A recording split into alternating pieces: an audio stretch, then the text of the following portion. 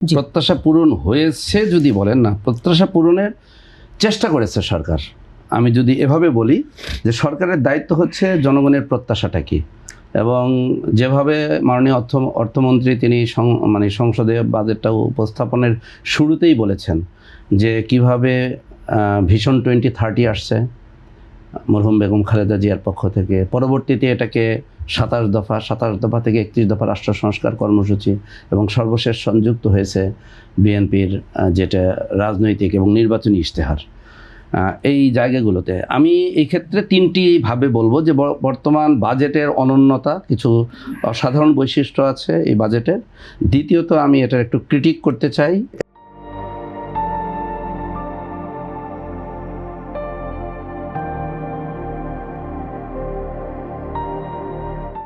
এবং আমি আশা করব যে বিএনপি দলীয় প্রতিনিধি আছেন, উনি নীতি নির্ধারণের কোনো জায়গায় যেভাবেই হোক আমাদের জনগণের ভয়েসটাও কিন্তু মানে এটা মানে যারা রাজনীতি ক্ষমতাসীন রাজনীতিতে আছেন তাদের কাছে এটা পৌঁছানোর একটা মাধ্যম, গণমাধ্যম এটি একটা।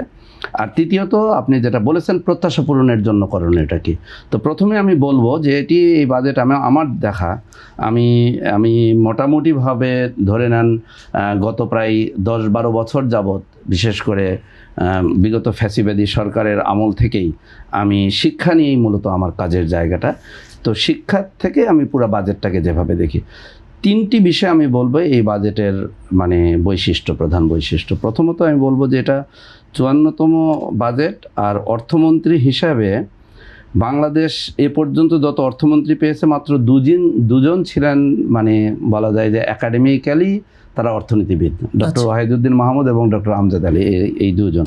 আর বাকি সবাই, যার বিশেষ করে সফল অর্থনীতিবিদ এম সাইফুর রহমানের কথা বলা যায়, শাহ এম এস কিবরিয়ার কথা বলা যায়।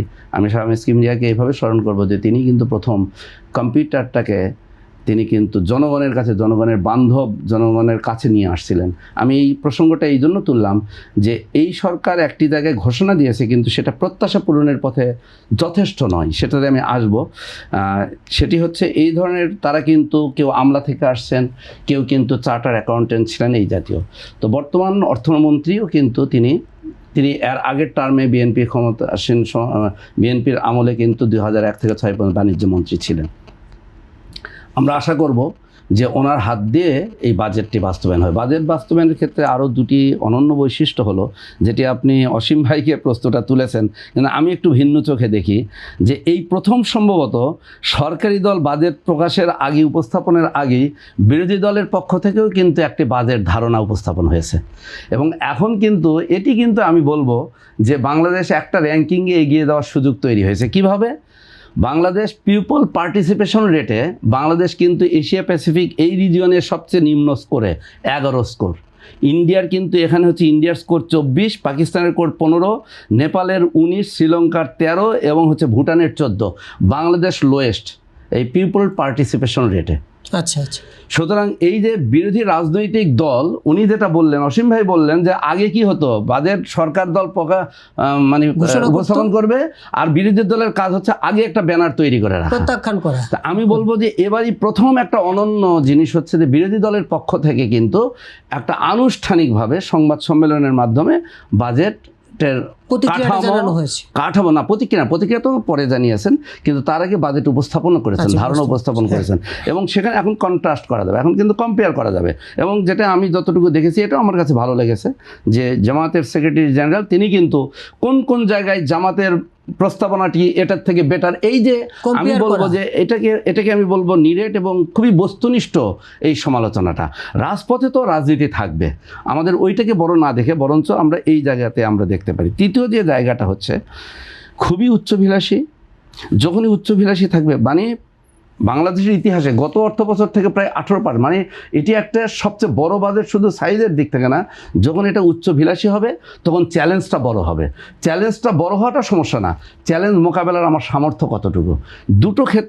তিনটা ক্ষেত্রে আমি বলবো আমার জায়গা থেকে দুটো ডবল ডিজিটে বাংলাদেশ স্পর্শ করেছে, যেটি অর্থনীতির জন্য খুবই ক্ষতিকারক, মানে রিস্কি চ্যালেঞ্জ মোকাবেলার জন্য।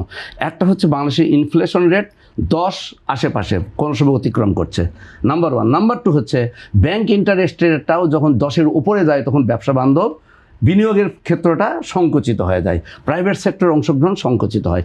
3 নম্বর হচ্ছে বাংলাদেশ রাষ্ট্র সর্বময় ইকোনমির সকল ক্ষেত্রে দক্ষতার অভাব, নিচ থেকে শুরু করে টপ লেভেল পর্যন্ত, রাজনীতিবিদ পর্যন্ত।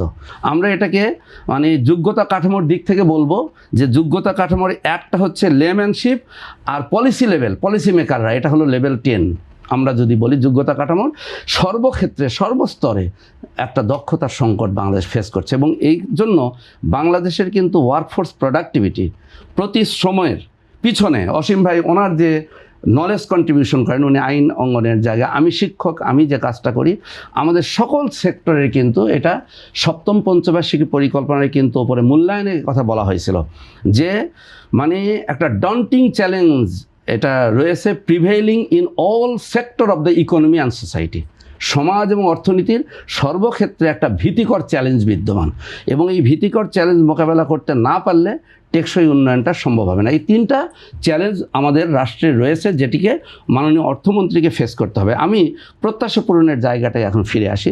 একটি কথা বলেছিলাম, সেটি হচ্ছে যে অর্থমন্ত্রী, সাবেক অর্থমন্ত্রী, মরহুম অর্থমন্ত্রী মনে আছে সাইফুর রহমান সাহেবের, উনি একজন খুবই সফল অর্থমন্ত্রীদের মধ্যে উনি নমস্য, কিন্তু ওনার একটা কনজারভেটিভনেস ছিল, উনি কিন্তু কম্পিউটার সামগ্রীর উপরে উনি কিন্তু ভ্যাট মুক্ত করে দিতে চাচ্ছিলেন না। কিন্তু 96 সালে আওয়ামী লীগ সরকার ক্ষমতায় আসার পরে আমি বলবো, আমি শিক্ষকতা পেশার মধ্যে আছি, সর্বপ্রথম কম্পিউটারের উপরে ভ্যাট পরিপূর্ণরূপে ডক্টর শাহেম কিবরিয়া মানে উইথড্র করলেন, এবং সঙ্গে সঙ্গে কম্পিউটারের মূল্য যেটা 70-80 হাজার 1 লক্ষ টাকা থেকে নেমে সাধারণ মানুষের নাগালের মধ্যে চলে আসলো। আমি কেন এই কথা বলেছি? বাংলাদেশ রাষ্ট্রের এখন অর্থনীতির রক্তক্ষরণ হচ্ছে কয়েকটি জায়গা, তার মধ্যে একটি বিদ্যুৎ খাত। 37,000 কোটি থেকে 62,000 কোটি টাকা পর্যন্ত ভর্তুকি দিতে হয় শুধু বিদ্যুৎ খাতে। মাননীয় অর্থমন্ত্রী বলেছেন যে কর রেয়াত এগুলো অব্যাহত থাকবে এই যে আপনার সোলার বিদ্যুতের ক্ষেত্রে, কিন্তু আমি মনে করি এটি যথেষ্ট না। এখানে একটা মানুষের অংশগ্রহণে, যেমন পাকিস্তান যে বিপ্লবটা করেছে, হাউস হোল্ড পর্যায়ে প্রতিটি মানুষের ঘরে ঘরে সোলার বিদ্যুৎ চলে গিয়েছে। ঢাকার আকাশটা কিন্তু ক্লাউডি, ঢাকার আকাশটা কিন্তু কুয়াশাচ্ছন্ন, এখানে সূর্য আলোকটা আপনার 37 থেকে 40-45% পাওয়া যায়, কিন্তু আমাদের চরাঞ্চল, আপনি সুন্দরগঞ্জে যান, সেখানে বিশাল কিন্তু আপনার বিদ্যুৎ হয়েছে। সুতরাং ঢাকার বাইরে কিন্তু, এমন ঢাকাতেও যেগুলো উঁচু ভবনগুলো আছে, সমগ্র জায়গায় একটি সামাজিক আন্দোলন হওয়া দরকার এই বিদ্যুতের এই রক্তক্ষরণ থেকে। এই ক্ষেত্রে আমি বলবো এই বাজেটের সীমাবদ্ধতা হচ্ছে জনতুষ্টিমূলক যে কর্মসূচিগুলো আছে, এই জনতুষ্টিমূলক কর্মসূচির দিকে সরকার, অতীতের সরকারও বেশি, এখানে রাজনৈতিক একটা নির্বাচিত সরকারের দুর্বলতা হচ্ছে জনগণকে খুশি করতে হবে, ইমিডিয়েট দিতে হবে। কিন্তু আমি বলবো বিএনপির পিছনে পাটাতনে কিন্তু দাঁড়িয়ে আছে 31 দফা রাষ্ট্র সংস্কার কর্মসূচি, এবং বাংলাদেশকে কিন্তু একটা এলডিসি গ্র্যাজুয়েশনে নিয়ে আসতে হবে।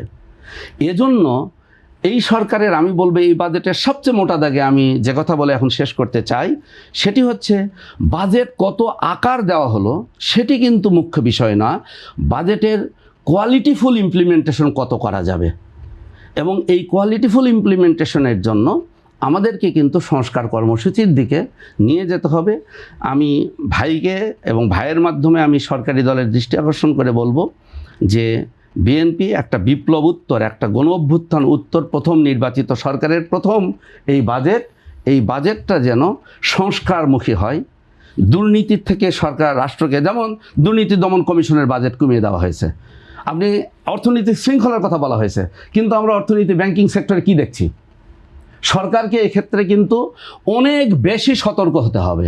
পুরো ব্যাংকিং সেক্টর অস্থির রেখে আপনি দেশের অর্থনীতিকে কীভাবে, মাননীয় অর্থমন্ত্রী বলছেন বিএনপির ইতিহাস হচ্ছে অর্থনৈতিক শৃঙ্খলা ফিরিয়ে আনার ইতিহাস, কিন্তু বিগত 3 মাসেই তো ব্যাংকিং সেক্টর অস্থির হয়ে গিয়েছে। এই জায়গাগুলোতে আমি বলবো সরকারকে অনেক বেশি সচেতন হতে হবে।